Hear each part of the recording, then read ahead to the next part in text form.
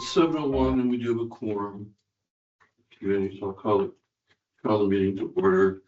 The first thing is to do is try to welcome Lauren. Hello, Lauren. Lauren is the new assistant town planner, and she will be assisting the CPC in its administrative tasks, including taking minutes, which I am really tough. So, Lauren, you want to say hello to this crowd? Although we can't hear you, Lauren. Your mic isn't coming through. You're not on mute, but maybe you were. She wasn't on mute. Check the settings on the microphone. Sometimes it's like turned all the way down in your local settings. But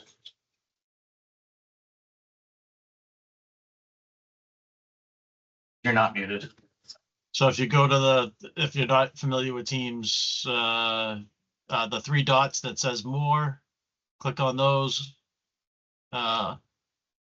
Fourth one down, audio settings, right? And then should prompt you for microphone stuff.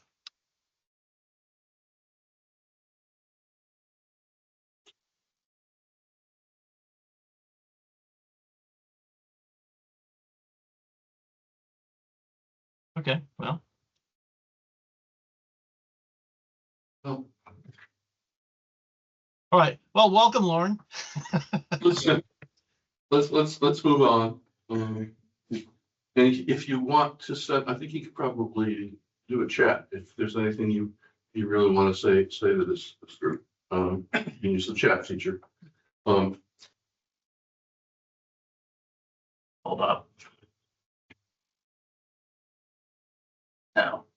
Oh, there we go. Okay. All right. Well, first item on the agenda is to approve previous minutes. Minutes are available for the meeting in March and the two meetings in April. Does anybody have any comments on those minutes?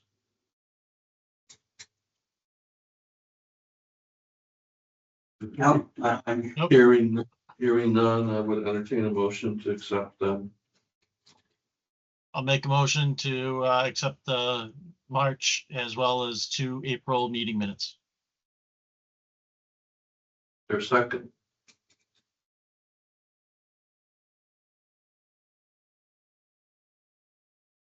I'm gonna second that. second, Russ seconds. Any discussion? Hearing none, voice vote, or raise your hand. Mike, got it. Hold on one second. I make a motion. Oh, Chris made a motion to second. Okay, got it. I was just reading the comments. Rick Porter, aye. Chris, wave your hands. That's a unanimous vote of the members present. Okay, expenses, we have not had any expense vouchers since the last meeting. Okay, then the next thing on the agenda is 7:05, and this 7:05 is public hearing for the community preservation plan. I would entertain a motion to suspend the regular meeting so that we can hold the hearing. Would anyone like to make that motion? Chris, is there a second? Second it. That's a second. Okay, so we suspended the meeting. I will now read the public hearing notice. This was published in the Times and Gazette, I believe. The notice hereby given in accordance with the Community Preservation Act that the Upton Community Preservation Committee will hold a public hearing on Wednesday, June 4th, 2025 at 7:05 p.m. for the consideration and adoption of the Community Preservation Plan pursuant to MGL 44B, Section 5. The Community Preservation Committee committee shall study the need, possibilities, and resources of the city or town regarding community preservation, including the consideration of regional projects for community preservation. The committee shall consult with existing municipal boards, including the Conservation Commission, Forest Historical Commission, Planning Board, and the Board of Park Commissioners and the Housing Authority, for persons acting in those capacities of performing like duties and conducting such studies. All interested parties are invited to participate. The meeting will take place at the Upton Town Hall, ground floor conference room, and remote via Microsoft Teams. Meeting materials are available on the committee's website. Mike Penko, Chair, Community Preservation Committee. Okay, so we have a draft of the plan available. I guess I would just open it up to the committee if there's any comments on draft. If you've had a chance to look it over. I did go through it a couple times. The draft was prepared by Central Mass Regional Planning. I went through it a couple times, so there's a fair number of comments that need to be addressed. But I think it's all in all, it's in reasonable shape. But I'm just wondering if the committee has any comments on this.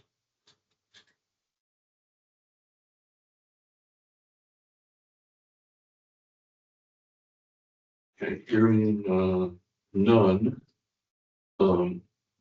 There is one thing I'd like to talk to you about, and that is a 2-page document that I circulated. It's not currently part of the plan, but I think it probably could be, which it's titled Procedures and Policies. It's just like a 2-page quick summary of how the committee operates. And I sent that out yesterday. I was wondering if there's any comments on that 2-pager.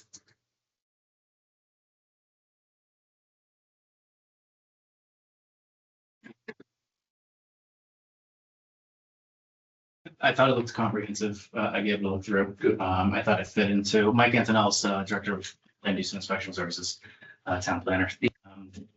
Yeah, I thought it fit well into what CMRCP had prepared for you as far as the structure of what you'll be looking at going forward for receiving applications and the duties and responsibilities of the commission. So yeah, I thought it was good.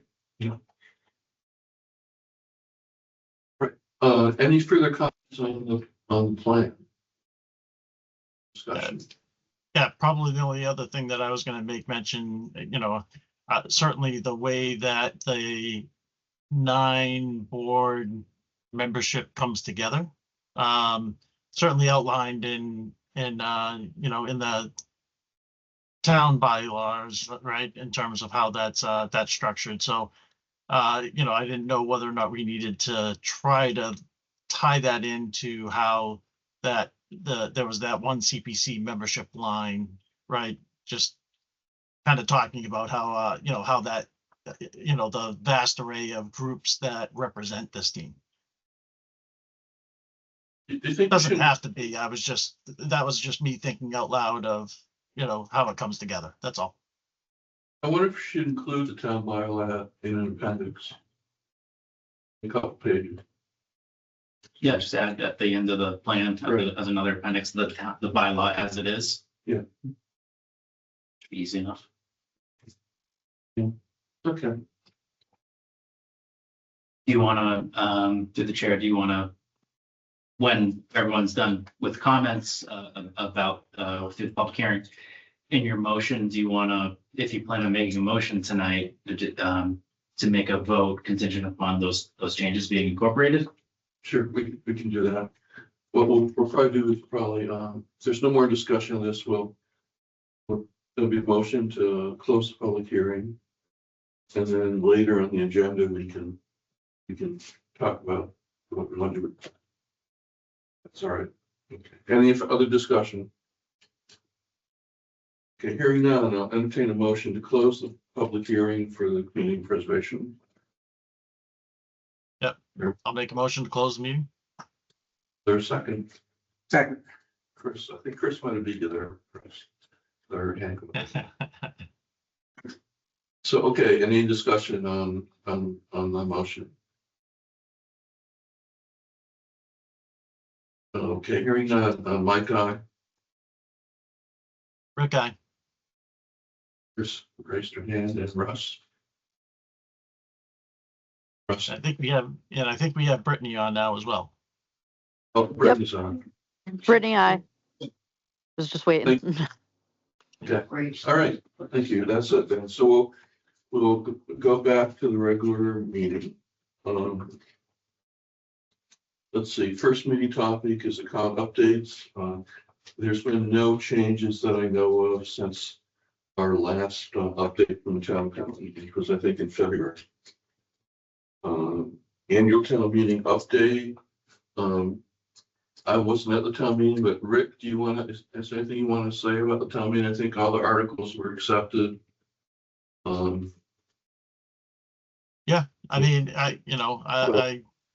I don't think there was anything that was too much challenging. I think the only thing that we had the approval rights on was for the Hartford Ave property. So other than that, it went pretty smooth.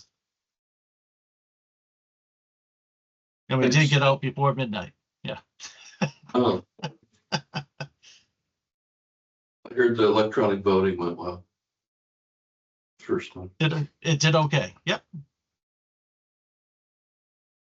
Okay, so next, the funded project updates, Robertson Trail Bridge. It's actually the bid document is pretty much complete. So I would suspect by the next time we meet, the request for proposals will be out in the real world. So we're almost ready to put that out, looking for bids on the construction of that trail bridge. And also there's been progress with Pratt Mill management plan. The contract's been awarded to a company called TRC, and we had our first meeting with the contractor and some members of the Lakes and Ponds Committee occurred last week. So work's beginning on that.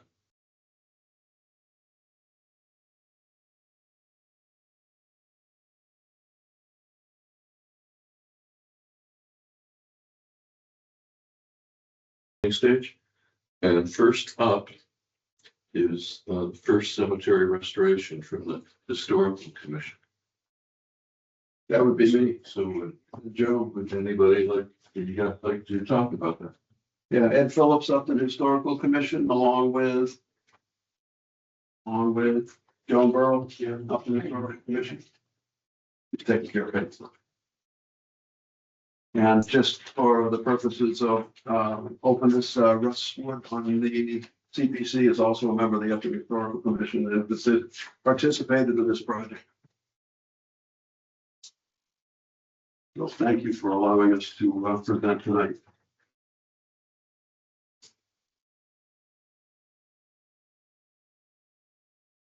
So as one of our historical sites in town is what was originally South Cemetery, now called First Cemetery, or the old burying ground, which is off of Grove Street, adjacent to the Friendly Fire paintball field.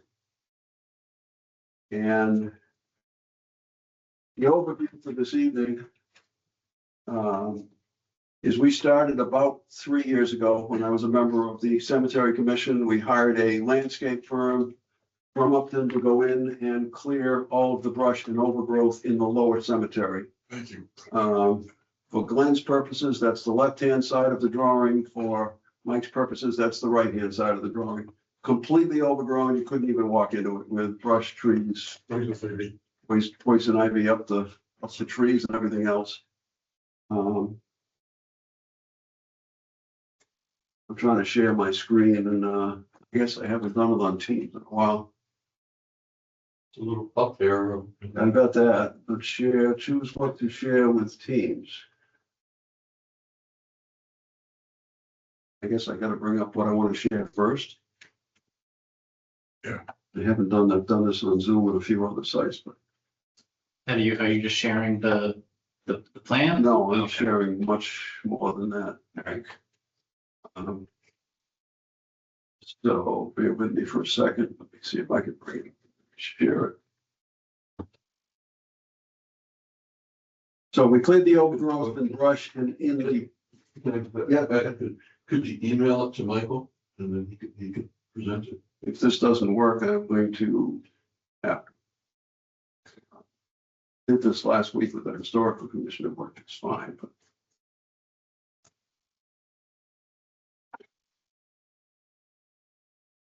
So share.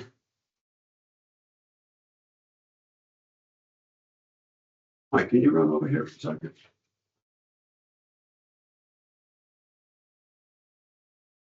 You have everything up. So I click on share. Yeah, good, yeah, that. There we go. I think that did it. Is that? Yeah, there you go. It should, yep, there it comes. There it goes. All right. So we had the cemetery cleared about 3 years ago, and as part of the process, and after several meetings, we convinced the DPW to go into the cemetery at least twice a year, before Memorial Day and sometime later in the summer or early fall, to make sure it stays clear. And it's primarily a weed whacking project. Can't get mowers in because there's too many rocks and bumps and holes and whatnot. So they've done a great job. It looked absolutely fabulous for Memorial Day. This is a picture taken the week before of the upper cemetery. And I have another document I'm not going to go find right now that shows the lower cemetery. So over the last 10 months, probably, I have gone in with Joan's assistance, Russ's assistance, and we have photographed every headstone and every footstone in the cemetery. So you see the various, this particular document has another purpose, but so we photographed every headstone and every footstone. We've identified 128 burials that are marked with headstones and footstones, and we've identified somewhere between 50 and 100 other burials marked with either depressions in the ground that clearly look like burials, or footstones that are aligned, field stones that are aligned in such a way that show where burials took place back probably in the 1700s. Back in December of last year, January this year, we hired Gary Aaron Hallinan engineering surveying firm from Milford, and they conducted the survey that you see on the table in front of us. They went in and surveyed the meets and bounds, the exterior property lines, including the gravel roadway all the way out to Grove Street, which is not shown in that drawing. They then GPS located every headstone, every footstone, and every field stone that appeared to them to be a burial, and created a table, which I worked with them to identify on the table, matched to the number on the map where each individual was buried. The goal is to convert that into a sign located at the cemetery so that somebody visiting there could find a person on the table, locate on the map where they're located, and walk to that gravesite. Process was done with the intention of then identifying, after we documented every stone, then identifying, if you go back to the screen, every stone that is damaged. So we start with Aaron Warren, whose stone is, there's not a word left on the stone. And the good news is yesterday morning, Joan discovered the top of this stone in the attic of the Historical Society Museum with the guy's name on it, which is fabulous. The next one here is Thomas Webster, and he's only identifiable by the year of death and his age. There's no other fragment of the stone existing. The top fragment here says Mr. on it, but I can't be assured that the top fragment goes with the bottom fragment. They were located near each other, but with the damage in the cemetery, can't be sure they go together. So these are just examples. This one here is Betsy Rockwood, and the stone on the right is, the question is, can we do something with that footstone to save it and use it, or do we look at replacing it?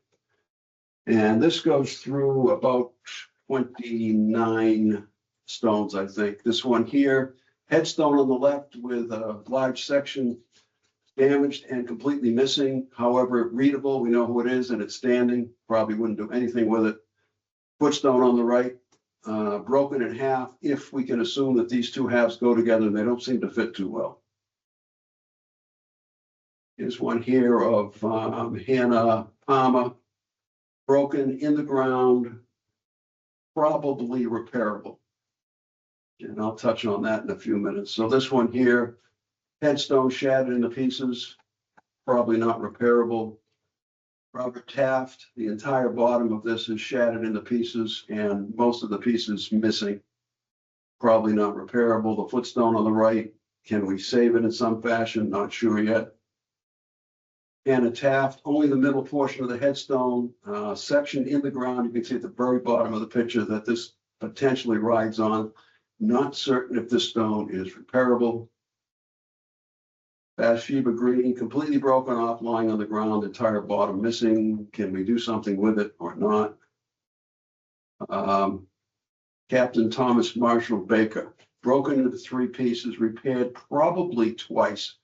You can see the bolts on the left and the right. Somebody put metal bands on this and then it looks like somebody broke it again after that into 3 pieces. Looks like they're clean breaks and it looks like this can be repaired. Lieutenant William Fisk, footstone completely shattered on the right. Ursula Taft, headstone on the left, entire top missing. No fragments can be found. Can't identify who is. I raised the question I don't have an answer to yet. Should we replace this with a new headstone or leave it the way it is? Jonathan Lackey, totally shattered footstone, can't be saved.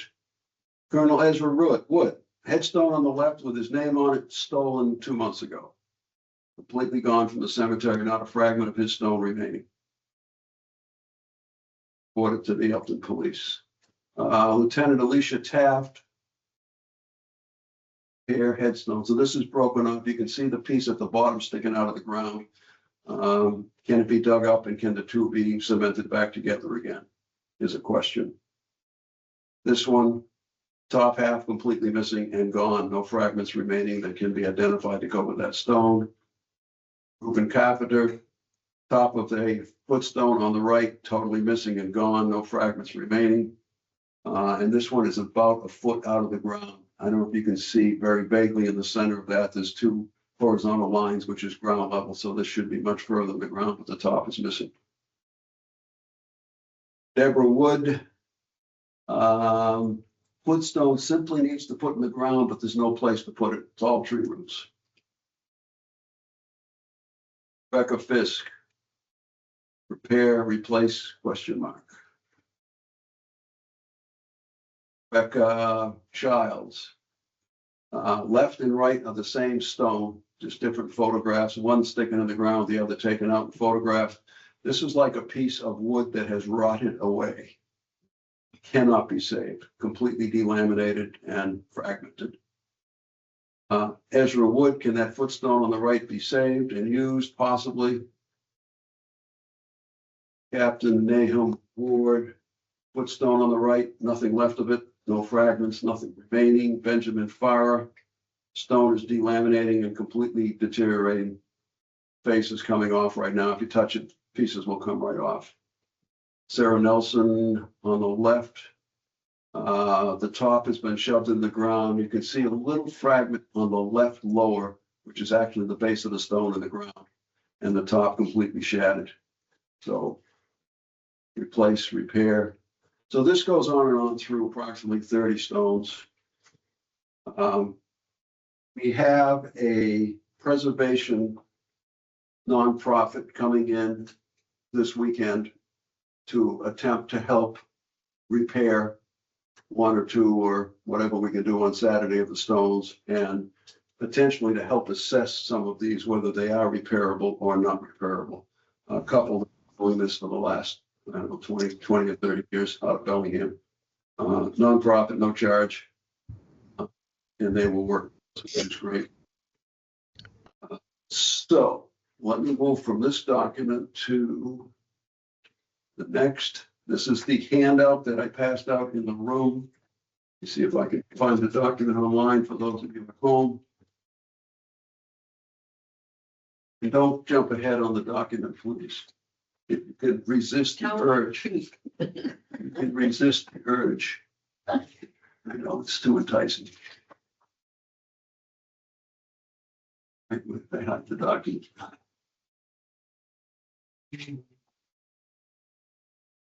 So the Historical Commission has developed a plan to restore the cemetery. Restoration plan, here we go. Restoration plan. Yeah, I got to go back to Teams and bring this page up.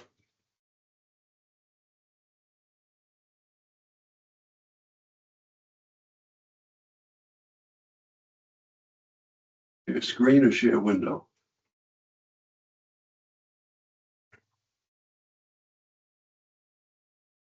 I guess that's it. I don't know why it doesn't appear better on the screen with you, but.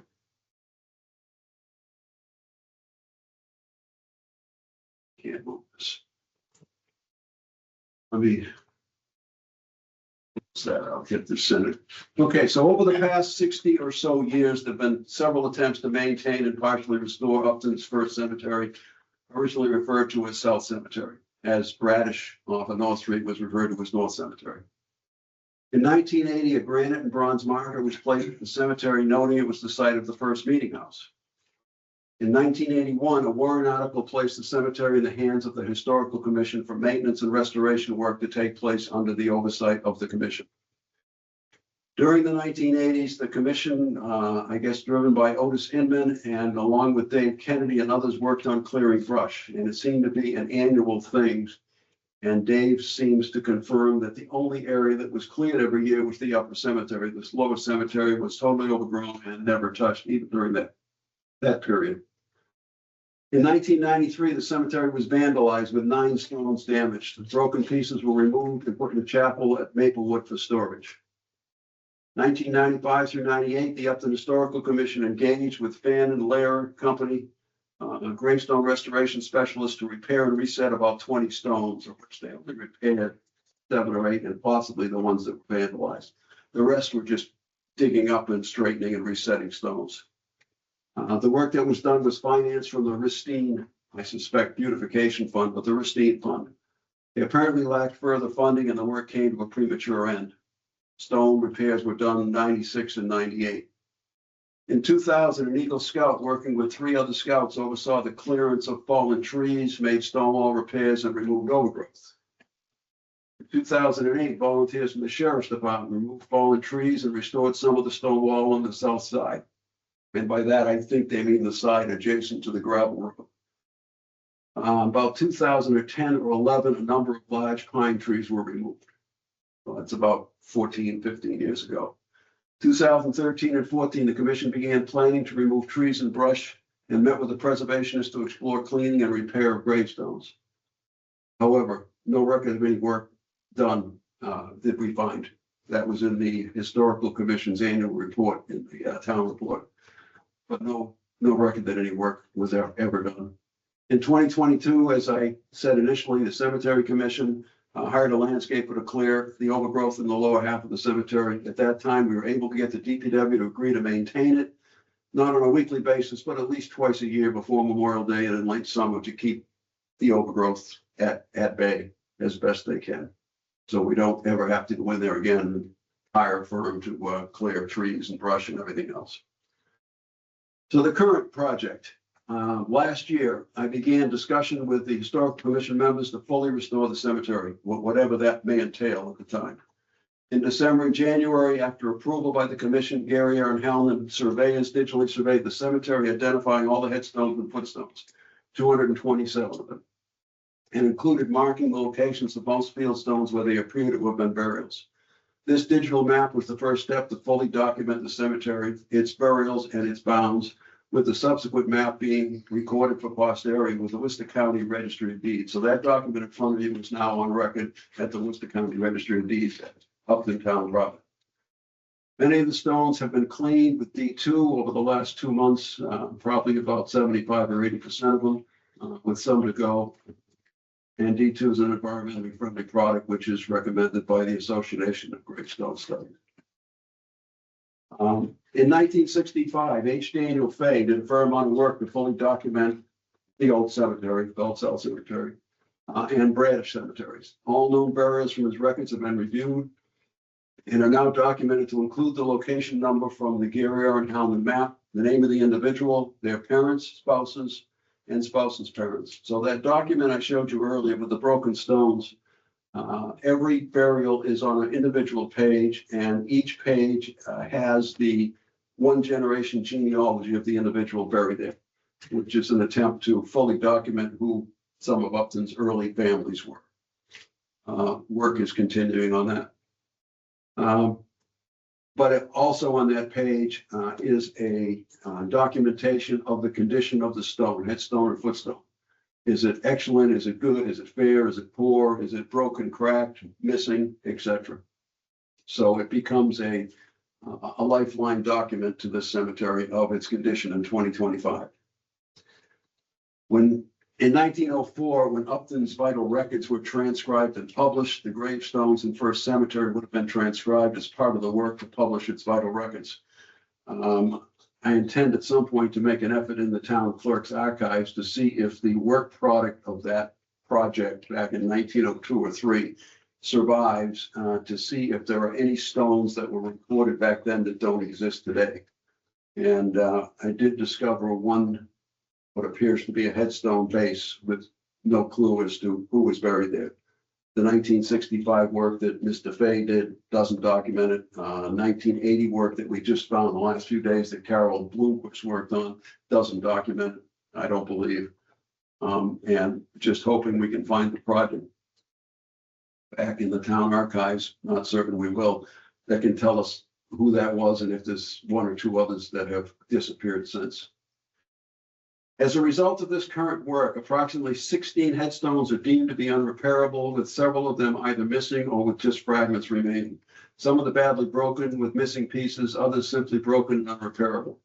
Another 9 footstones were found to be too far gone and require replacements. So the plan is to, number one, remove about 16 pine trees that are encroaching on graves and project potential future damage to that cemetery, both in the near term and in the long term. 2 of the trees are completely dead, and at least 10 are encroaching on the head and footstones. A couple of them growing right out of the graves.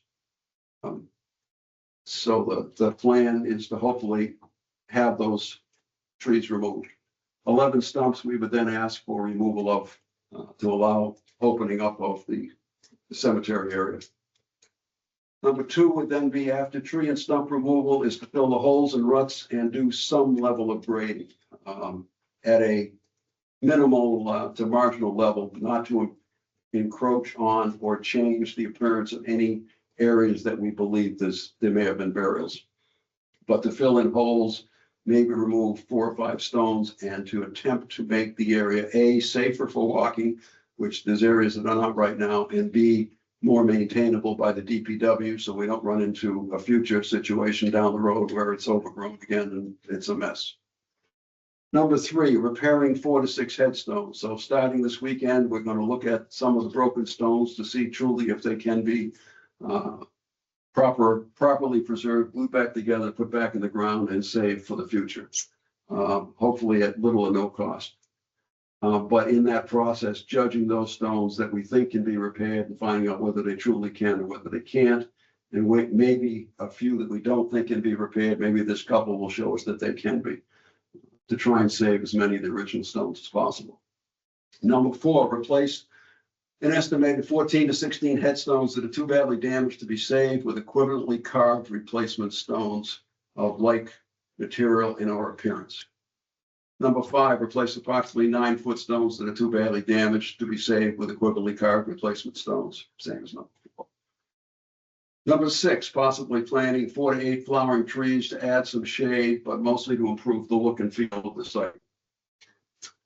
You know, whether they be flowering cherries or dogwoods or something inexpensive, cheap that would make that cemetery slightly more attractive for visitors. Number 7, installation of a sign at the entrance, which I briefly discussed. That map there in the center of it, surrounded by 22 pages out of the booklet I showed you earlier of the Revolutionary War soldiers, with an arrow from the Revolutionary War page to the location of the burial on the map.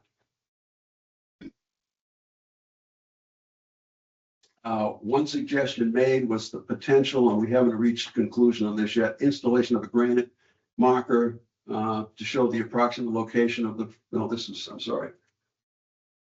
One of the plans is to install flat granite pieces of some sort into the ground to represent the rectangle that shows the location of the first meeting house. And if you look at that map in the upper section, you'll see a dotted line rectangle, which is where Daniel Fay believed the first meeting house was possibly located.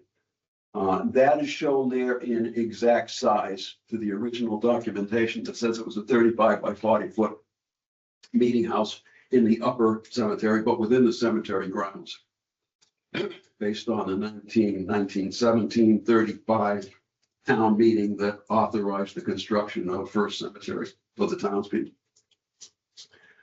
So some sort of material that would be long, very long lasting, that would be flush with the ground, so it wouldn't represent a maintenance barrier, but would show people where the first meeting house was placed. Number 9, possible creation of a walking path through the cemetery with some sort of inexpensive material that again wouldn't impact on maintenance, to make it safer and more directive for people to go in and walk a circle or an oval or something through the cemetery. Again, an idea at this point, we don't have material or plan yet for that. Number 10, installing a marker to commemorate those burials, possibly several more Revolutionary soldiers. And no headstones exist. Again, that's in the discussion phase within the commission only at this point until we come up with a list of probable burials in that cemetery. We have a list of about 100 individuals from town records that cannot be associated with any cemetery in town, and that all took place prior to 1800. So we would think probably 90% of them were somewhere in the grounds there, which supports the view that there's 50 to 75 field stones that represent burials. It somewhat matters. Number 11, installing a gate to restrict access of vehicles and maybe slow the people, but not to prevent them from going in. Right now, there's just a metal bar that's bent across the opening. That's not very appropriate. We actually took a look at the gate at Heritage Park, which is a very inexpensive gate that would be perfect, and the DPW was getting me a quotation I had hoped to have by tonight. So all that being said, what does all that mean? If you go to the last page in the proposal, removal of pine trees and stumps, I have a hard quote of $18,500. If 1 or 2 trees change, it might change a little bit. I do not have a quote for filling holes and ruts. The belief would be find a couple landscapers that would quote on going in there with maybe 2 or 3 truckloads of loom and with supervision and level off and fill ruts and holes, some of which are safety hazards, especially near the opening, others of which totally prevent adequate maintenance of the lower cemetery. The next 2, replace 14 to 16 headstones, replace 9 footstones. I have a quotation of $74,000 to replace 16 headstones and 9 footstones out of granite, and a quote of $104,000, I think it is, to replace them using slate. So I have looked at a dull gray granite that looks almost identical with slate, and the problem with slate is it is not easily available, and it is not easily available in quality and in size sufficient to support replacing these stones. I think the granite, and 3 companies we've talked to believe the granite would is certainly a little harder to carve, but would hold up much longer, and it looks just like the slate stones. The next one is to plant some trees, shrubbery, estimated $5,000. I mean, it's possible that could be significantly less than that. Signboard, we have a hard quote of $750 we're working with, haven't finalized the sign design yet. So I rounded that to 1,000, marked a meeting house location with something in the ground like granite slabs or something, estimated $2,000. Walking path materials, again, needs more exploration, maybe some landscapers could propose something, estimated 2,000, and that could turn out to be low, but I think if it's much more than that, I wouldn't support doing anything expensive. Burial marker for soldiers and unmarked burials. I don't know what those small granite markers are that we put around town, but 1,000, 1,500, maybe with a bronze plaque on it, $2,000. At a gate, the gate could be anywhere from $1,000 to $2,000. So round numbers, $125,000 to do a full restoration of the cemetery and protect it for the future for the town of Buckingham. Are there any questions? Yes. Pine trees, how are you gonna get them out? Crane, Gonna keep the crane on the road? Crane will be on the road for half to 60% of them, and will go into the entrance of the cemetery for the other half. Yeah. The Is that what the stone entrance, the right-hand side stones will have to be moved by the DPW.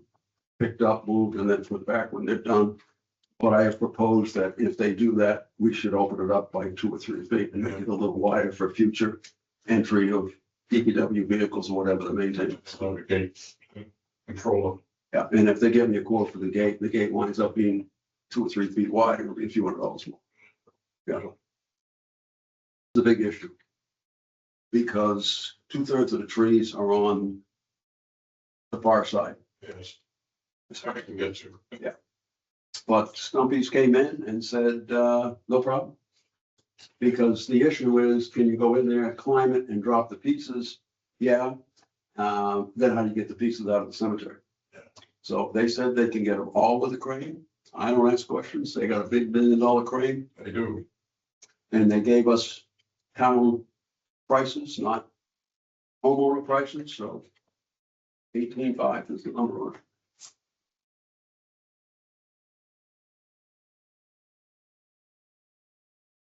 Any comments or questions from the commission? And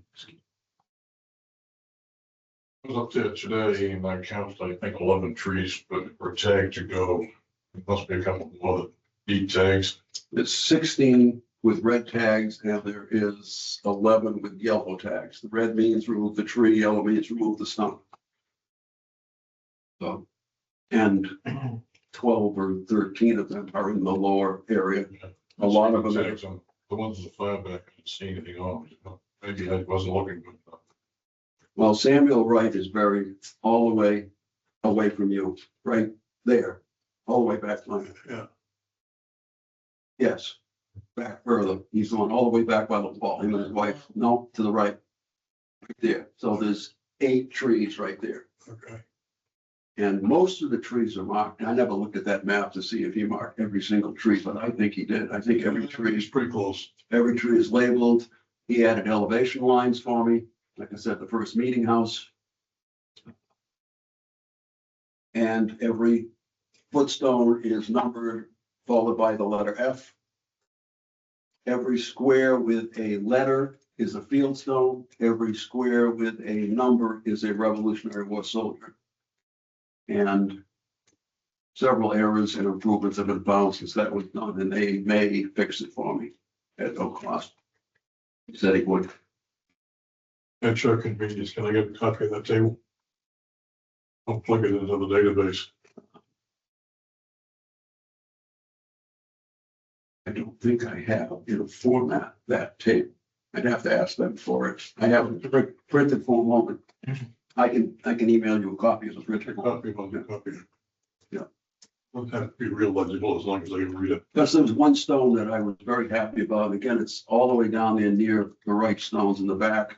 And it's a little stone that's cracked in half, and everyone over the last 125 years has recorded it as WMW. It is actually LW and MW. It must have been a pair of twins or siblings who died at birth early on. And it's been recorded as right, but it's next to a white. So it is white. So, little highlight, Also D2 working out. not impressed. Me either. I don't believe something's gonna work 2 months after you put it on, to tell you the truth. It does work. eventually. I don't know as it works on slate that well. I mean, it turns out to be a nice soap and you scrub it up and wash it off. Yeah, But you come back a month later, it's the same as it was the day you left, so. slate may be tough. A lot of work. Yes, up. Okay, I'm sorry. Good. I just have a question. It's about like, you say you're gonna be replacing the 14, 16 headstone that are too damaged. And say with equivalently carved replacement stone. Now, is that you're gonna install new stones?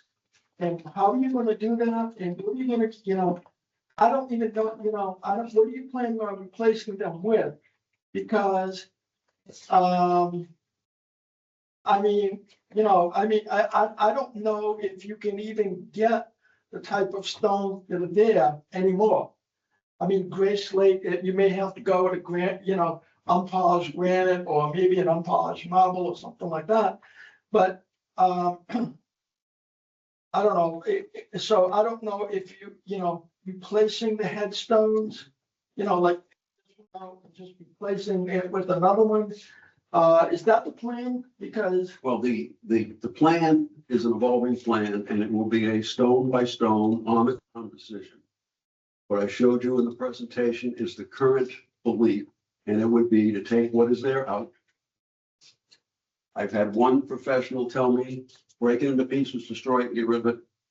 My thinking is to put them all in the corner of the cemetery and leave them for future people to look at.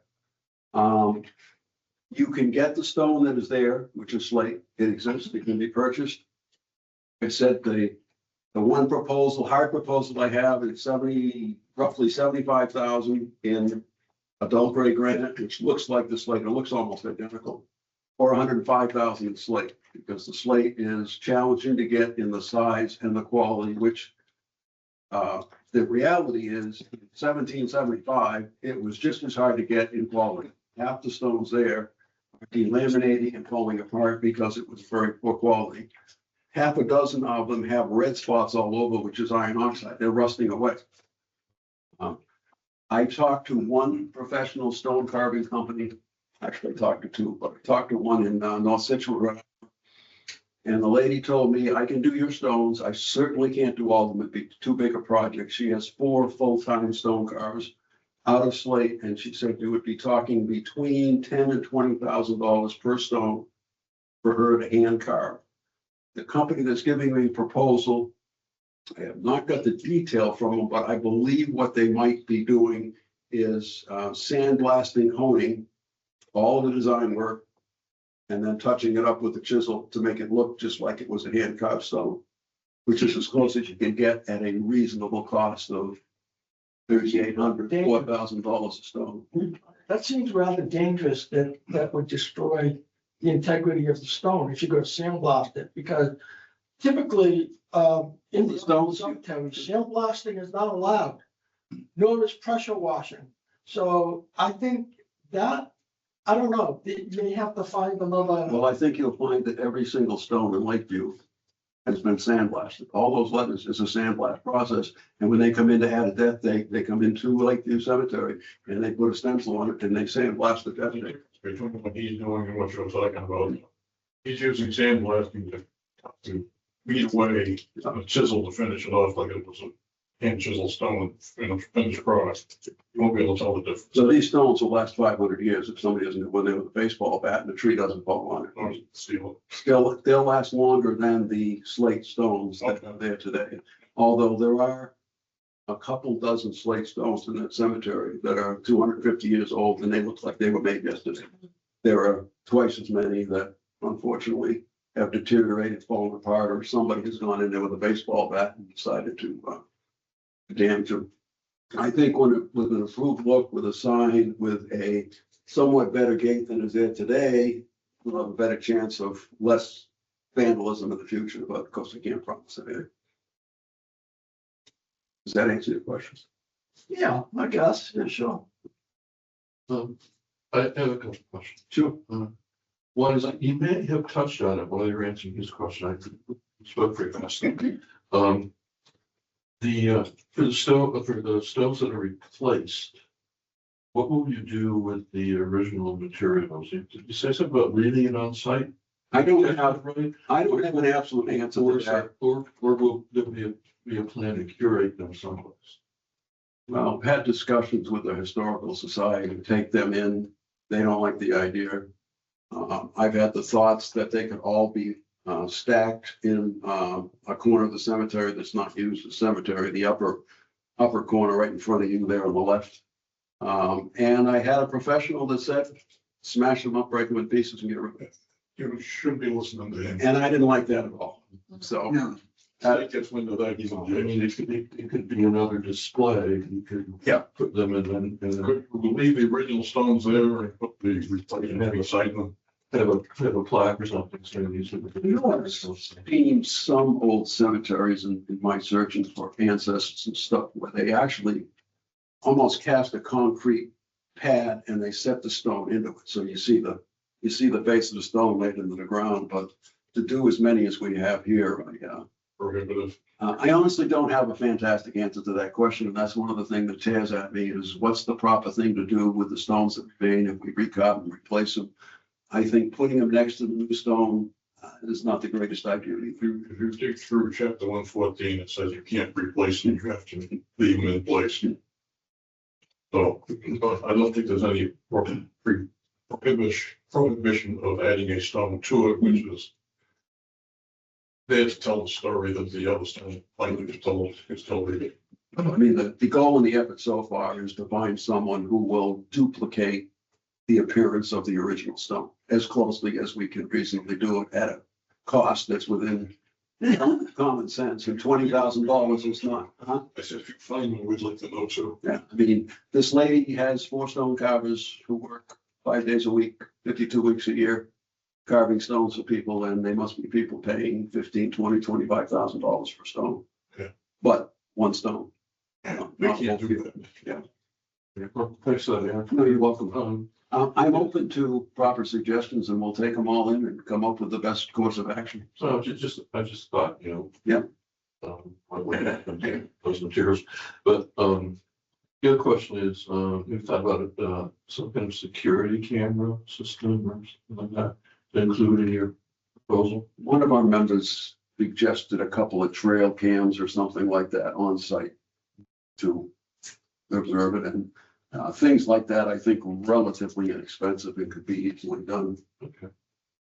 The last question I have is, typically, one of the things the committee does ask is, for, if there's gonna be any kind of in-kind contribution, seems like maybe there's gonna be a lot of labor that will be involved in this, volunteer labor.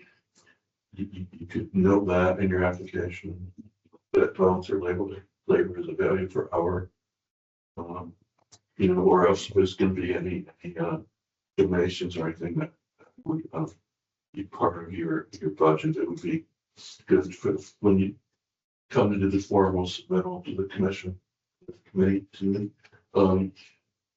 if there's anything like that,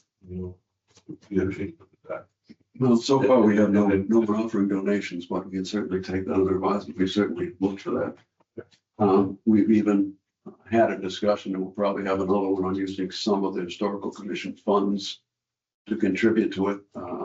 For instance, we've already paid for that. We've ordered 30 Revolutionary grave markers that will be put in this cemetery and Bradish Cemetery, the flag holding grave markers. So the historical commission's buying those right now. I think Joe placed the order this morning.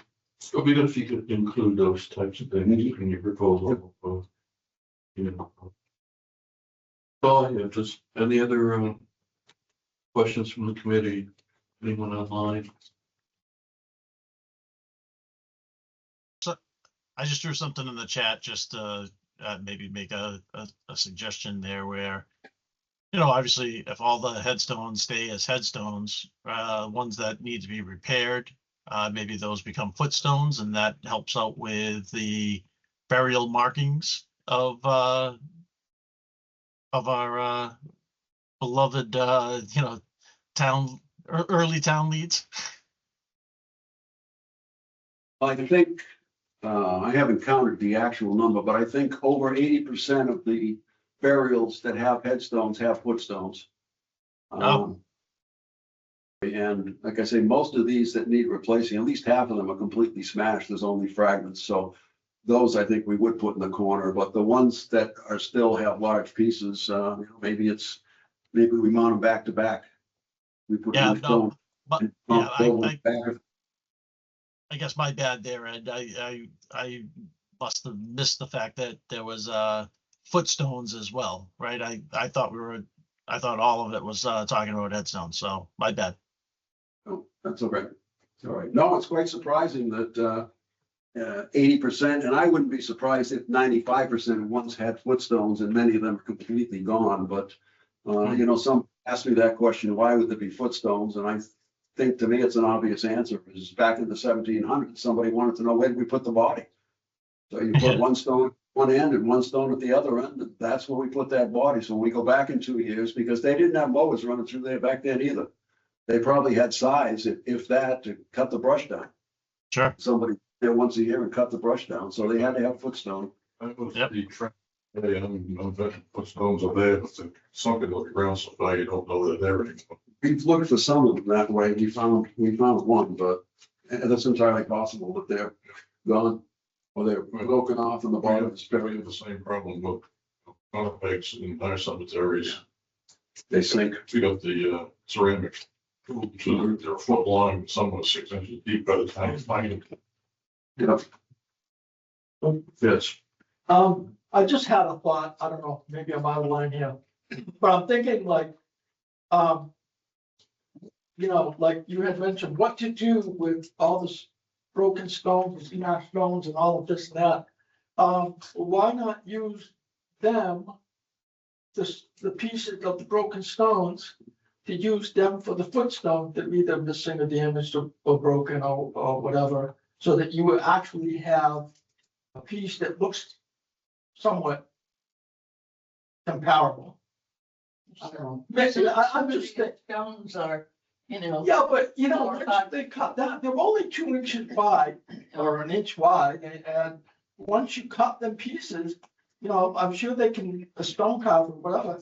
can Oh, cut I them see what up. you mean. Oh, use the stone to cut a piece out of to make a footstone. Right, Oh, I thought Right. you meant the broken piece put it well, in place of you where. know, that might work too, but, you know, I mean, it would just, it would be helpful to, you know, other than smashing them up and throwing them in a river, or whatever you, throwing them in an island, I mean. But the ones that That's not we're repairing are the stones in such bad condition, I would think it would be difficult to even cut a piece out big enough. Well, it's an interesting idea. I But it don't is, know yeah. if there's any of them where that's possible, but it's certainly, we could keep that idea Right. open, and, you know, if it's practical. But I will say that if this committee decides to grant us something for this project, and if, because the headstone footstone component, let me back up so it makes sense to me and everyone. The way that I put the project in the order that I put it was done for a specific reason. Step number one, take the trees out. Because if any damage is gonna happen, it's gonna happen then, and I don't wanna do that at the end of the project, so take the trees out. Step number two is get someone in there to fill holes and do some grading, clear the way where the stumps were and stuff like that. Step number 3 and 4, I think on there was the stones, and that would require, because of the number, that would require a formal RFP from the town, because it exceeds the $50,000 state requirement. So that would have to be a formal request for proposal. The downside is I've only found 2 companies that would be willing, and I think the stone carver in North Situate probably would not quote, because she says, A, I can't handle it, and B, if you can't tell me right now, you'd be willing to spend 10 to 20,000 on a stone, why would I bother? And I said, well, I can tell you right now, I won't rule anything out, but it's highly unlikely I would support a project that would spend that kind of money to formally carve a stone and spend $15,000 or $18,000 on it. So it's done in specific order, but if we got to the point of submitting an RFP and somebody quoted it, I think I put $80,000 in between the footstones and the headstone, and somebody quoted $60,000. What we would probably do is add 4 or 5 stones from Bradish Cemetery to the project that are badly damaged and can't be repaired over there. And I know there's a couple that can't be repaired. There's a number that I think can be repaired. Because the intent was to move from this to Bradish. I've had several members pushing me on that, and I said, I only handle one project at a time, and this one's a big one. But if down the road, Bradish still needed some work, and there was enough money for this, we could move that into a component of the project and do some restoration work there. Those are our 2 significant historic cemeteries. And then you've got Pine Grove Cemetery across from Lakeview that's got almost 1,000 stones and a bunch damaged, but can't handle all projects at this point. But that's the goal, is to restore these cemeteries and provide some of this history for the people that come after us. And by doing the genealogies of each individual in first, I think we've added another level of component to this, that somebody picks this up and says, oh, this person came from Rowley, they came from Cumberland, Rhode Island, they came from Rentham, they came from Medfield, they came from, North Shore, South Shore. We had people come into Upton in the 1700s from all over Massachusetts, which is amazing. So. I have another question. If I may. Yeah. Let's see. Number 7, near the entrance, using the digital map surrounded by photos of 22 Revolutionary Soldiers. Now, I'm thinking that's kind of like a modern invention for a historical cemetery. It seems like it would be like out of place.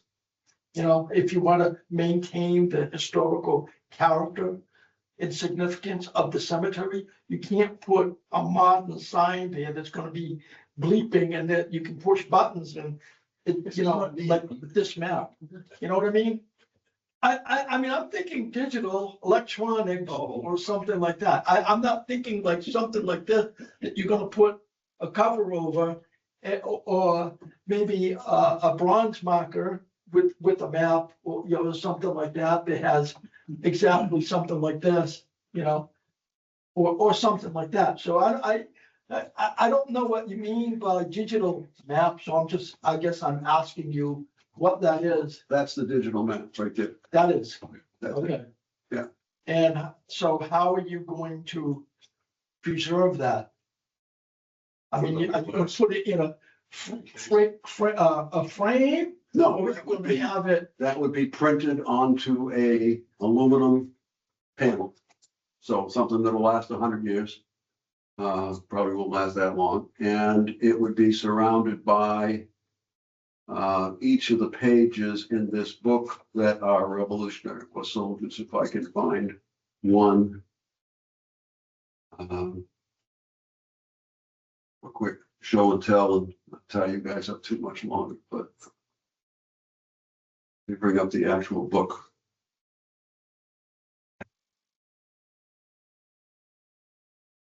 Okay, and go back to share the screen.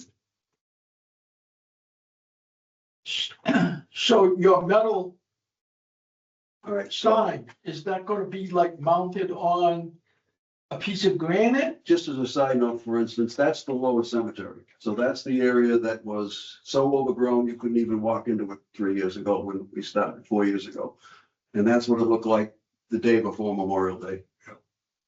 Looks fabulous, the Upper Cemetery. So what we would add is 22 6x9 pages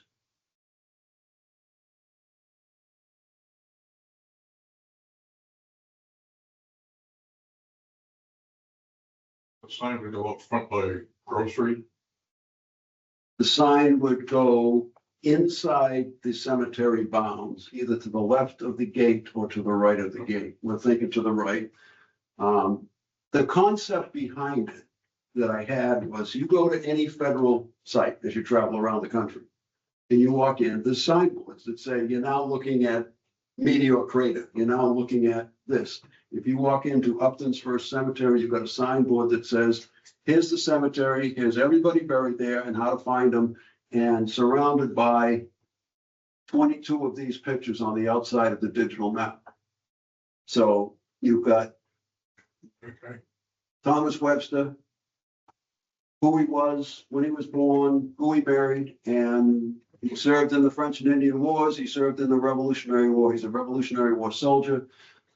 This is a picture of his headstone, and we might replace this with an actual headstone if we get that far before this is done. And a red line drawn from that page to his grave on the map. You were here, go there and find his grave. And this is a story of who's buried there. We actually have some people here in town that have ancestors that are buried there. Yes. Yeah, a neighbor of mine down the street. Here's John Ruggles. John Ruggles, Revolutionary War service. Picture of his headstone, picture of his footstone. And here's one that was repaired in 1998. Broken right across the bottom. They glued it back together, and here we are 30 years later. For some reason, it's still standing. It looks okay. So the company they hired did a pretty good job. Here's Jeremiah Ruggles, another one. So just there's 3 examples of what the 22 pages would be on the outside of that digital map. Okay. And unfortunately, the company that did the work in 1998, I spoke with them last week. They are closing their doors next summer, not taking on any more work after 38 years or something of work in Massachusetts cemeteries. And with all of us. Okay, So do we take a next step or do I? that's what was it. So, do you have one more question? One more question. That's it. On the road going up into there, Mhm. okay, are you planning on doing anything with that, like paving it or anything like making it like a real parking place that you can go in without going over? You're asking a very sensitive question. I know, well, I know, but you know, there's been a lot of construction up there and they've been using that pathway, you know, to store equipment and sit, you know, drive through there. They put up that little roadway there between the cemetery and their development down there, you know, Talk about paintball. and it's at the end down there. There's no It's at the there's end no down there. development in there yet. But anyways, yeah, so, but I mean, it's very The answer difficult to- to get into and out of there. The answers to your question are, A, that's town property. That road is owned by the town, has been since the day before Upton was created. It is what do you call it, Glenn? Discontinued. It's a discontinued road. Yes. So it is, as Mr. Westgate at the DPW says, it's nothing more than a driveway. However, it's owned by the town. The Historical Commission, the Warren article of 1981 put the roadway as well as the cemetery under the Historical Commission. We just found this out about 3 months ago. So we have asked the DPW to provide some minimal improvements to it because there's a danger. There's a danger that they provide minimal improvements and some other people in town take notice and say, well, geez, I've got a discontinued road down my street and I want some minimal improvements. You have the danger of adding to the traffic of the friendly fire paintball field. You have the danger of there's two neighbors or three neighbors whose driveway are off that roadway that are going to ask and have been asking for years for the town to do something with that roadway. So it's a catch-22, unfortunately, and I don't know. I mean, I can't provide any guidance to Dennis, nor can he to me, other than he will try and do something to it this year. Put a gravel in or something to cover the boulders and the ledge that's coming up through it. I think you know, The bigger concern is if Friendly Fire Paintball Field at some point in the future decides this is a great place for development, we're gonna sell it, we're gonna have 8 houses in here or 10 houses, and now you've got a driveway, but maybe that in itself would solve the problem because they'd have to do something with the road. But Well, it's town property, so, there's protection built on that. yeah. Bylaw says the driveway has, access to a development has to be 60 feet wide. You only get 40 feet. Can't be used. Yeah, interesting. All right, well, thanks. So, next step, are you thinking about, fall town meeting? You're ready for it? You know, you may have heard that we're working on this, community preservation plan, and in that plan, there are some, application forms. So we can provide those to you. Anything to be, we need that in much of it already. Stuff and chair would be included. Be happy to fill out the form, and then we'll have a formal hearing for this proposal. And that, my guess, would probably take place in September or October. But if you feel the need to come back to us before then, please do. For an informal discussion. Okay, certainly try to get as many estimates, hard estimates as we could to get the dollar number in the ballpark of where it needs to be. Certainly working with this couple this weekend, if the weather holds out. Hopefully we'll take the first step towards some stones here that I don't think can be repaired, that they think can be repaired, which is good for everything. If we can save the original stone, certainly that's an advantage. With the concept being work on tree removal this winter, which is the best time to remove them rather than in the summer or fall, and work on the RFP after a town meeting, December, January, and get our ducks in order and be able to do this next year. That's the hope and the goal. And if all this goes successfully and everyone's behind it, we come up with a successful plan, then move to Bradish Cemetery over on North Street. With the goal at the moment, I won't say the goal, but the concept at the moment is to turn this thing into a book that would wind up being, let's say, a coffee table book that townspeople could buy, considered a coffee table, and it's pictures of First Cemetery or pictures of Bradish Cemetery with the genealogy of each individual in the story, but also to capture all of the people that have done work from H. Daniel Fay in the 1960s to Carol Bloomquist in the 80s to work that was done, Barbara Burke in the commission in the 90s to today, to take all that together. So it's all captured in one place, documented, digitized, and doesn't need to be done again by somebody 50 or 100 years from now. And if other stones get lost in 100 years, at least we'll know that that person was here because it's proved it's a picture of a stone. So that's what we're trying to accomplish. The only thing you get in here for knee pads when we crawl around under in the cemetery. And the Ted need to wash off the place of my feet. That's gone. Most of that's gone. Well, I went in there and sprayed 9 times last year, 1 time this year, although I don't think the stuff that I've done is working this year.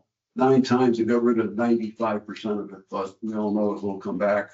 Hopefully not as viciously as it did in the first place, but like I said, you couldn't even walk into that little cemetery without either getting poison ivy or hitting a tree in the head. So it's come a long way, and I don't want to see it digress. Thank you very much for the time. Sorry it took so long. No problem. I think that cemetery should be the pride and joy of Upton, honest to God, I do. Most people don't even know it's there. I know, it took me 5 years to find it. That's a good thing. Fewer stones will disappear. Well, that's that way. true. The more foot traffic you have through there, the more Risk. risk we are at. Yeah. And it's fascinating as a side note that 80% of the headstones have the urn and the willow tree, which was a standard in the 1700s for peace and death and whatnot. But after looking at 60 or 70 of them, not 2 of them are alike. Not 2 of them. Not 2 of them are alike. I like, It's all free Well, they wouldn't be. because they had different carvers and different tools and. Well, we think several of them are done by the same carver. We actually have proof of 4 or 5 of them were You done know, by little hand. the gentleman. that was- Get, you know, run down. Sure, a stone. is But you stone. would think they'd be similar. Yeah. Use the same pattern. And it's just amazing that, you pick up the chisel and I'm gonna be creative today and it's not gonna look like yesterday. So it's quite remarkable. We've identified the carver of 4 or 5. In fact, she found a stone again this morning at the Historical Society. And it's the only thing on the stone is the name of the carver. J period new, N-E-W period. And then I noticed, which you hadn't noticed, after it was the old Yes. the old S, which looks like an F, C, period. And I said, that's gotta be James New Stone Cut. He actually put his occupation. like You go, advertising. Which is beautiful. Call me if you need a stone carve, you know. Yell loud. All right, well, thank you again. So we're gonna move on to, second cemetery. This the Cemetery Commission in Lakeview, Maplewood, and Pine Grove Cemetery Restoration. You're on, Mr. Barlow. Thank you. Thank you for having us. I am not as well equipped as my friend here is. I do have some stuff for you. Yeah, I didn't prepare to use the, I'll tell you if I have. I have a draft of a letter to town manager looking for his help to procure services to repair monuments in the Street Cemetery.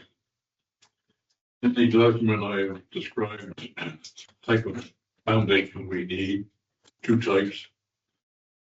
If we have a base, primary monument element, pins to be used to reassemble or take apart stones, repair fractured elements, caulking and sealing where appropriate, cleaning not to be part of this project.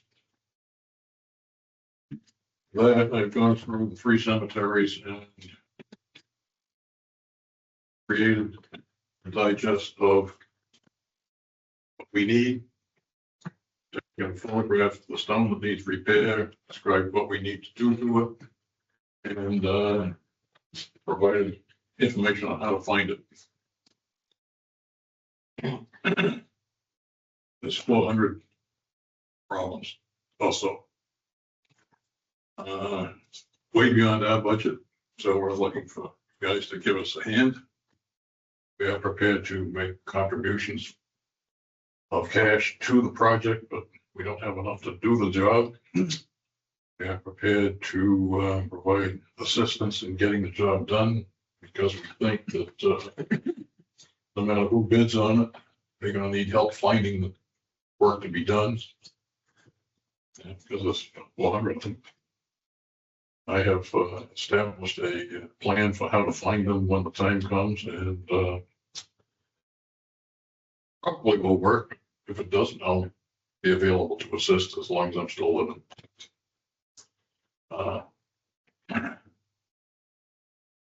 You know, look at way to do this. That's how it is. You had a, cost estimate? Well, we started out to do this a few years ago and actually got a bid from one vendor. At the time, we were looking to repair 30 stones in 3 sections up in the garage in Lakeview. They bid $30,000 or so. A couple of years later, we tried it again, and basically the same mix came in at about 9,900. And at this point, I have a table at the back which kind of outlines what we need. So, and what it tells you is things we need to read it myself.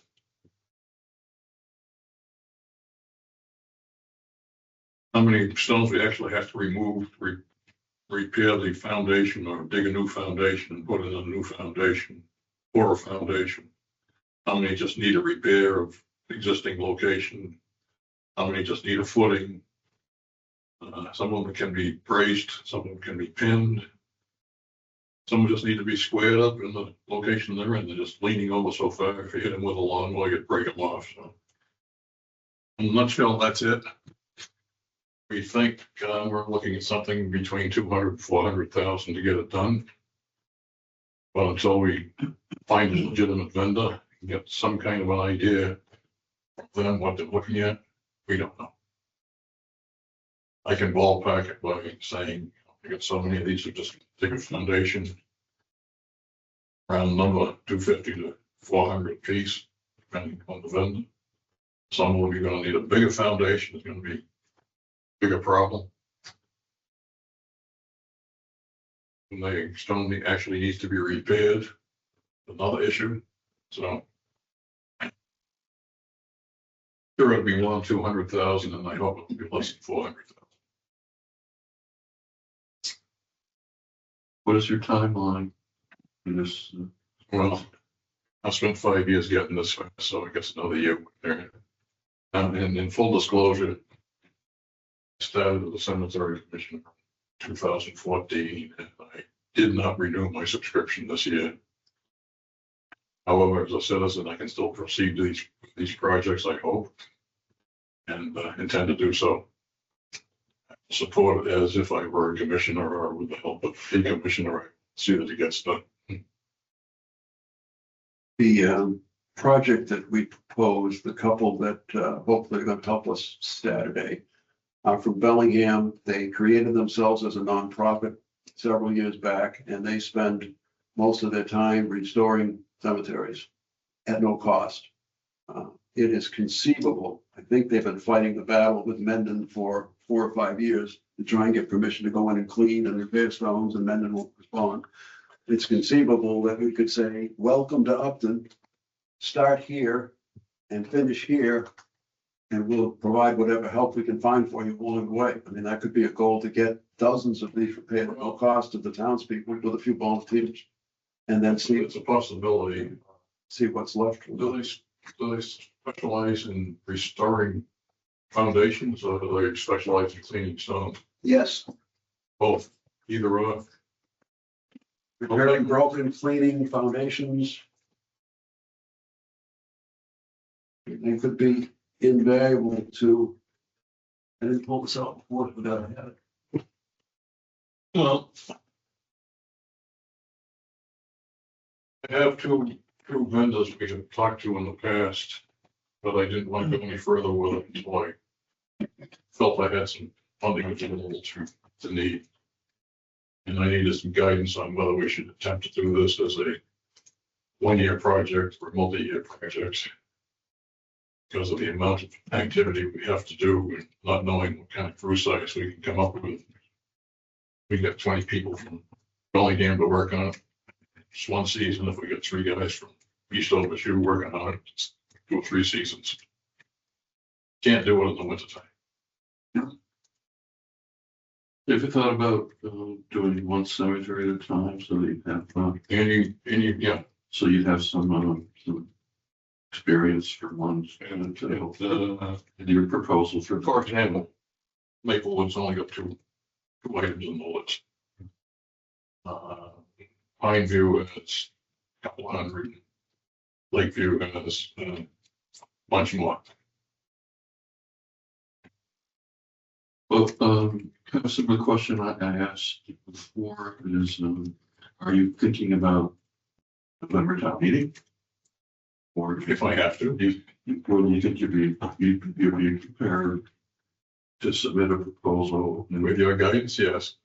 Right. If you feel you can be ready, and again, the submittal application is in our draft plan, and we can provide that to you, and we can provide you with some guidance. The other thing that's available to mention stuff too is there's the CPA Coalition has a database of all sorts of projects that have been accomplished in other towns, state using CPA funds. And I'm sure if you go, and that's available online, you can search it, maybe you already have. But you can search for other, basically other cemetery restoration projects that have been funded with CPA funds. Maybe reach out to some of those parties. Get some. Yeah, I'm on an email list, the Mass Historical Commission, and I've seen several posts over the last 6 months of other towns that have used CPC money to do cemetery restoration work. Dennis Westgate was a good fount of information. He was in Plymouth when they restored, again, I wish I remember the name of the cemetery. It's a Mayflower Cemetery. And they spent millions restoring stones in the cemetery because of its historical nature and the tourists that attract it every year. And a lot of that was with CPC funds. So it's part of what I was directed this way a few months ago. Right, any questions from the committee from Mr. Fowler? I apologize for not taking through all 400.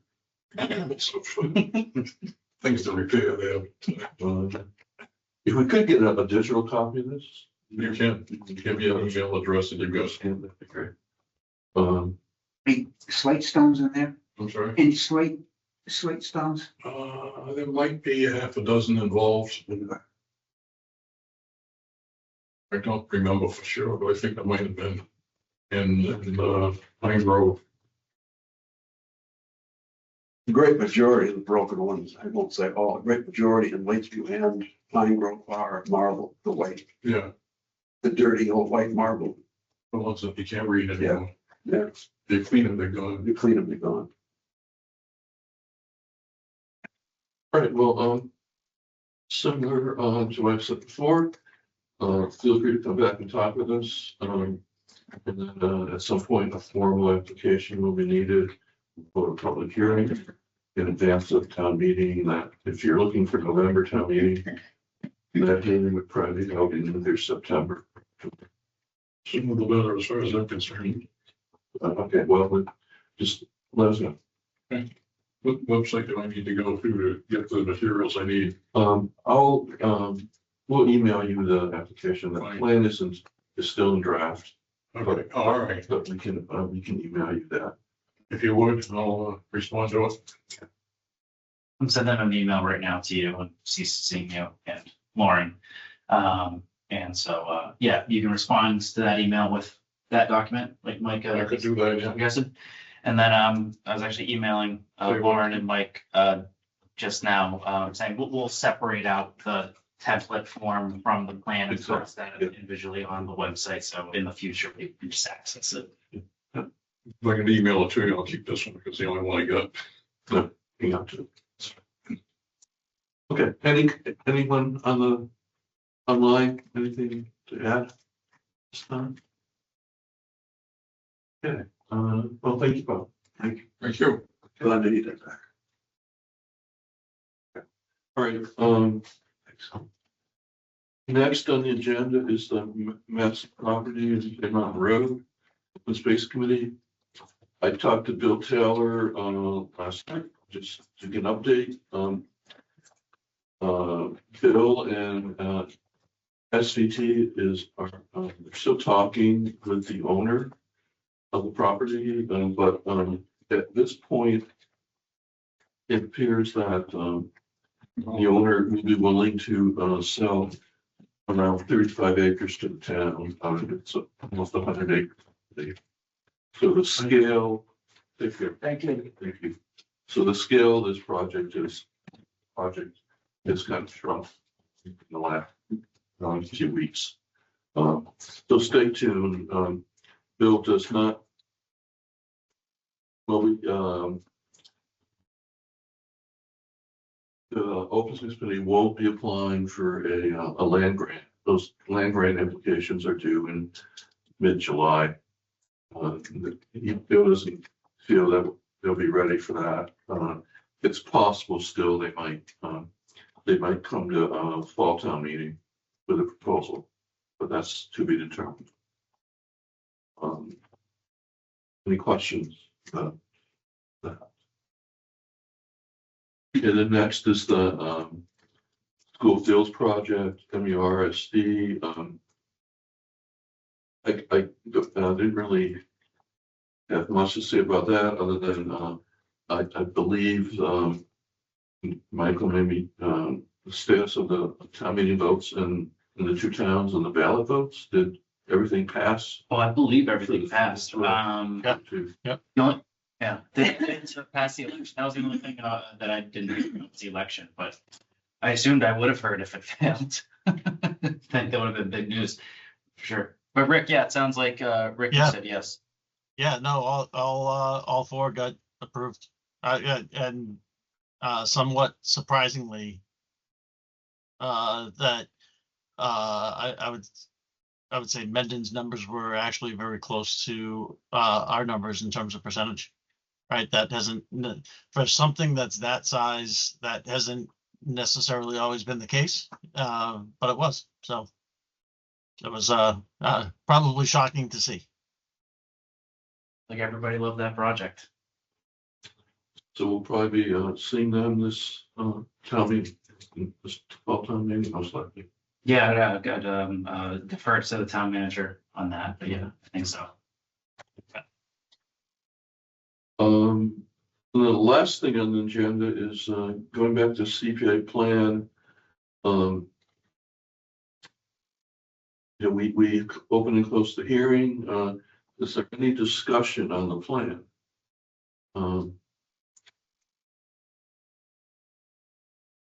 No, I think we've gone through it a couple of times, right? So, I guess the next step would be to ask Michael, Central Mass Regional Planning, when can we submit the comments we have so far, and do you think they will be able to address them in the next month or so? I think, if, are the comments just to add the policies and the bylaws as addendums? Yeah, then there's actual comments Yeah. in the document. Okay. They do have some work to do. They definitely have some work to do. Okay, But maybe, thing to do, maybe just email them are the comments that are outstanding, are those notational for the most part, or are they?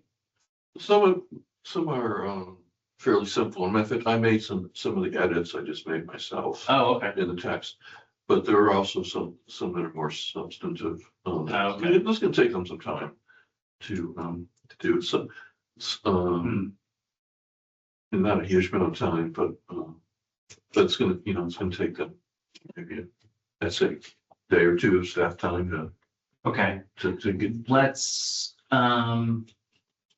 you and me set up a time to meet with Gabe from CMRPC and talk about that.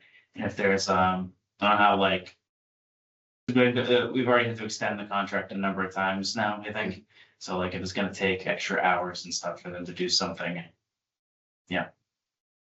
Want to take, Okay, I mean, if they rebel against that, we can possibly do that in-house. yeah, Address a lot of those comments just for sure. in ourselves, basically. I mean, the adding addendums is no issue whatsoever. I can do that that's super easy. Some of it is like that, just for adding, some of it's more. So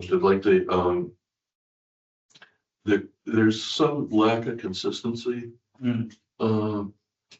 They talk,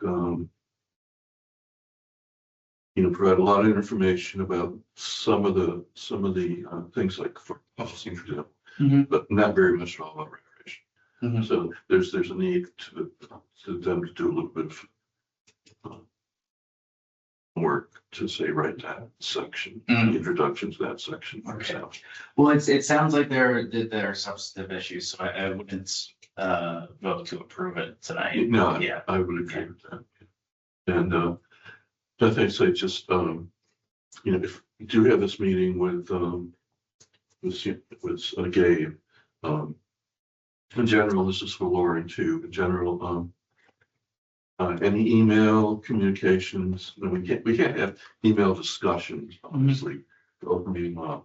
But I'd like to make sure that, Rick is, vice chair is included in, Sure. you know, in these discussions. So if we have a discussion with Dave from Central Mass, you know, Rick could be invited, and we still want to have an open meeting violation. So just keep that in mind in general going forward. Okay. And then, you know, I think we're pretty close, and I think we can, like was mentioned, I think we can carve out the application forms already and get them to the folks who are here tonight, you know, so they can see what we're gonna ask for. Yeah. And then, yeah, I guess that's it. Any other thoughts on the CPA plan? Anybody? Nope, sounds directionally sound. Yeah. Okay. Well, thanks. So we can work on that this month.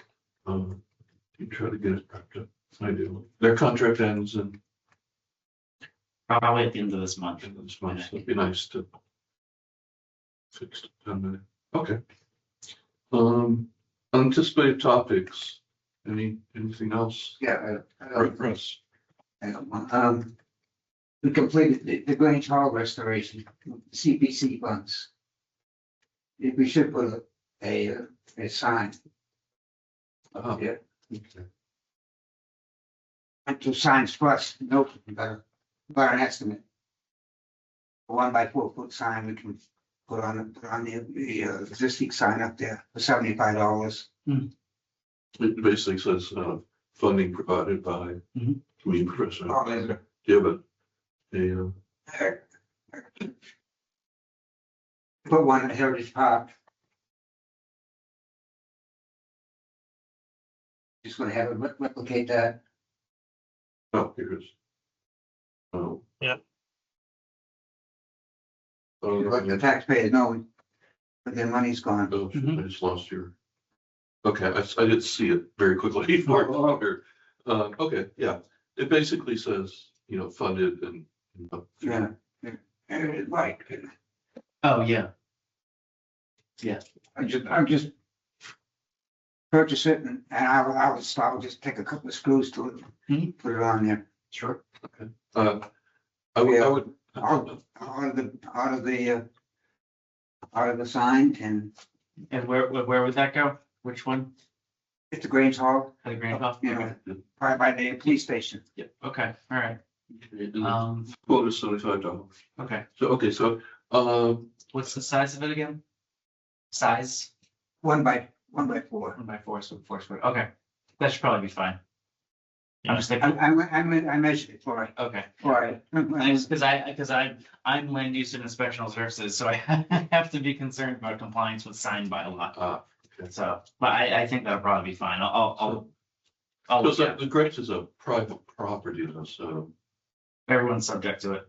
really, Mhm. I don't think it'll cost more than that, but if it does, would that be? Oh, I'm not worried about cost. Okay. Yeah.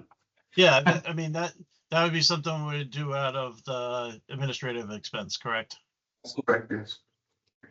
you know, I should put a line item in our policies on that side.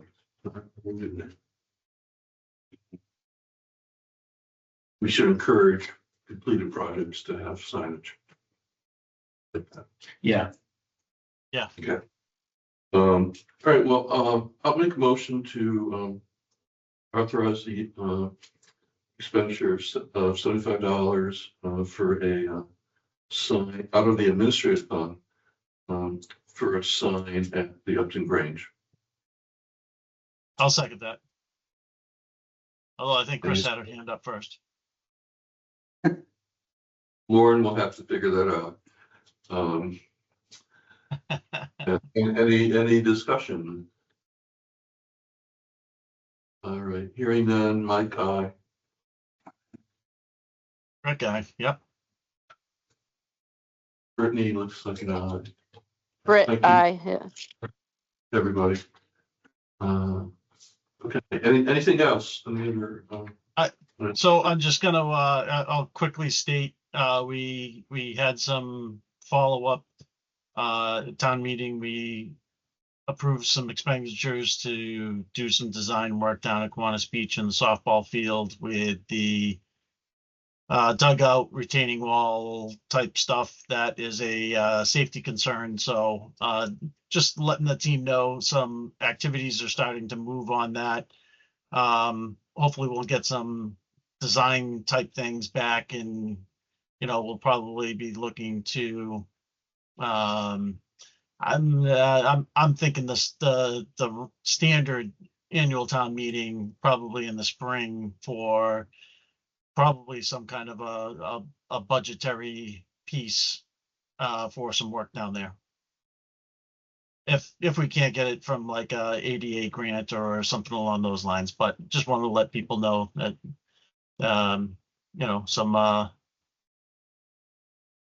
some work is progressing down there. Right, just one of those adding to the hit list of watch items for now. okay, Yeah, that'd be a good discussion to have once we have some, maybe some designs ready and stuff. Yeah, so just priming the pump. Yep.